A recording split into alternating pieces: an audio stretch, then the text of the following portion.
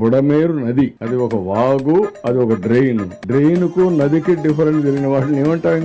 అలాంటి వ్యక్తిని మేము మాట్లాడుతున్నాం. దానికి గేట్లు ఎత్తేసామంట, దానికి నీళ్లు ఈ పక్క నుంచి ఆ పక్క పంపించామంట. మా ఇల్లు అవతల సైడ్ ఉంటుంది, బుడమేరు యువతల సైడ్ ఉంటుంది. ఒకవేళ ఒక అబద్ధం చెప్పినా ఆ అబద్ధం కూడా కనీసం నాలెడ్జ్ లేకపోతే ఏమనుకుంటారో. నేను ఒక బాధ్యత కలిగిన వ్యక్తిని, నేను మాజీ ముఖ్యమంత్రిని, మొన్నటి వరకు ఇప్పుడు ముఖ్యమంత్రిని.